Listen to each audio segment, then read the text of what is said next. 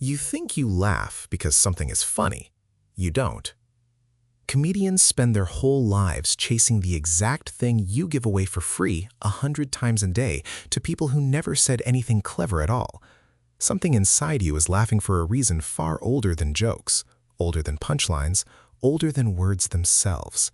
And you have never once noticed it. Here is the strange part.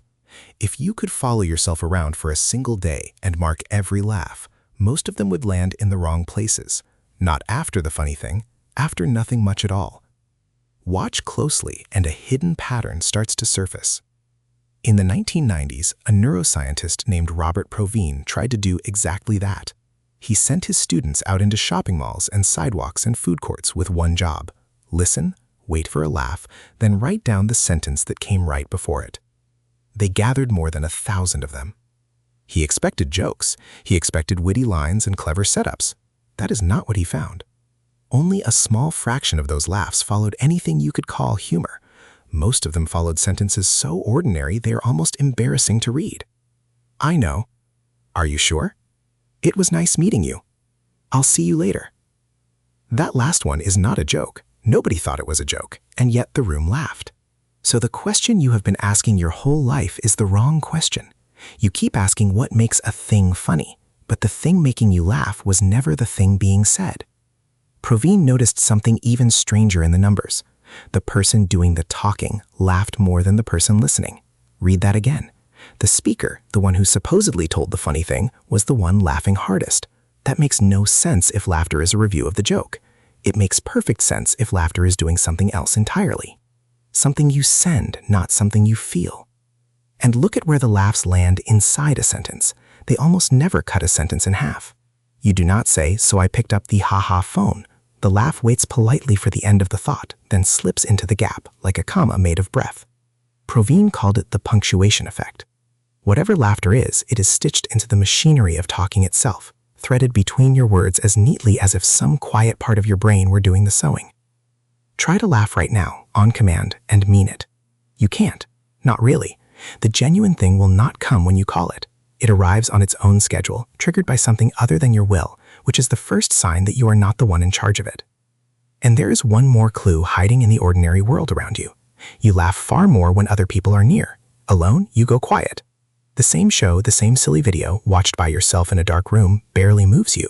Put one friend on the couch beside you, and suddenly you cannot stop. You are up to 30 times more likely to laugh in company than alone. So maybe the answer is simple. Maybe laughter is just a social nicety, a polite little noise humans learn to make to smooth over conversation, like a handshake for the voice, a habit of manners, a cultural invention, taught and copied, passed from parent to child like table settings and greetings. It is a clean explanation. It is also completely wrong. Because you are not the only animal that does it. Go into the forest or into a research center where scientists study great apes and tickle a young chimpanzee under the arms. It will pull back a breathless, panting sound over and over in time with your fingers.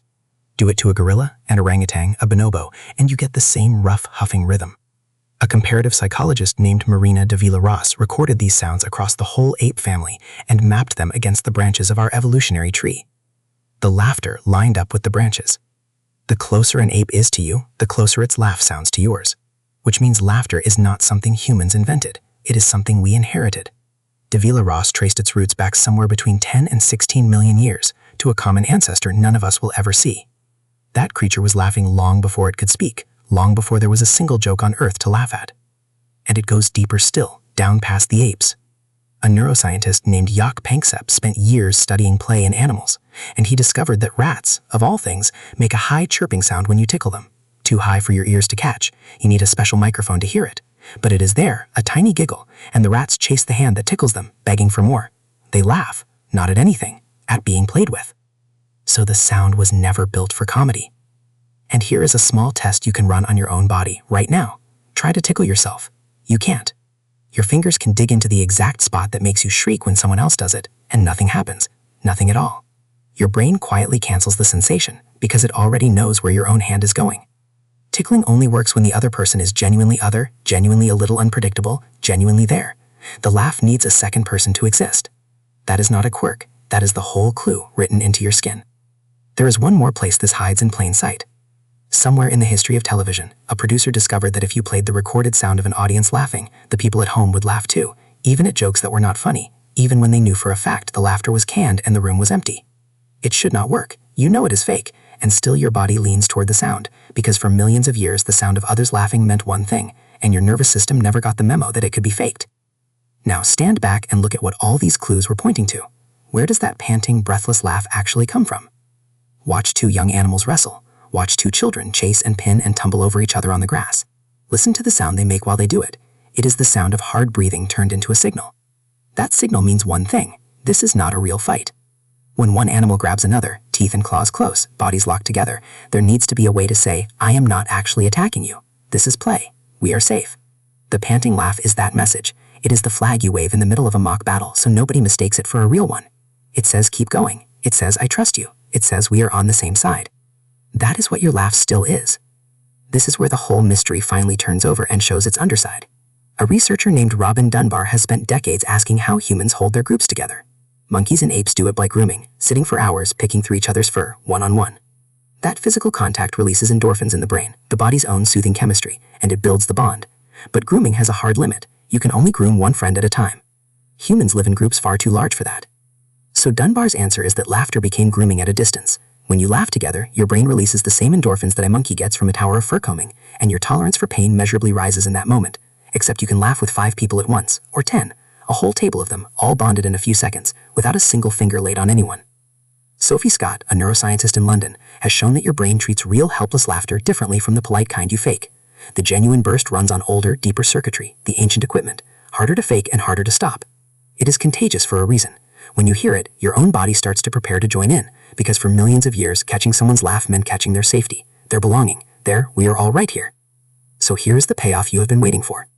The thing you give away 100 times a day for free to people who said nothing clever at all is not a review. It is a rope. Every laugh is a small act of grooming thrown across the empty air between you and another person, saying we are safe, we are together. This is play and not danger. The comedian is not selling you jokes. The comedian is selling you a room full of strangers, all making that ancient safety signal at the same time, at each other, until you feel for a few minutes like a tribe. The joke was never the point. The joke is just an excuse. That is why the best laugh you had this year probably had no punchline at all. It was a look, a shared memory, a friend saying your name in a certain voice. The laugh came pouring out of you, and you could not have explained what was funny, because nothing was funny. Something was safe, something was close, and your body did the oldest thing it knows how to do. It reached for someone. Notice what happens the next time you are with people you love and the laughter starts. Watch how it jumps. One person catches it, then the next, then you. A chain of breath passing around the circle with no words attached. Notice that nobody in that circle could tell you exactly what set it off. Notice how much lighter you feel afterward, how much closer, as if something invisible was just tightened between all of you, because it was. And notice the loneliest fact hiding underneath all of this.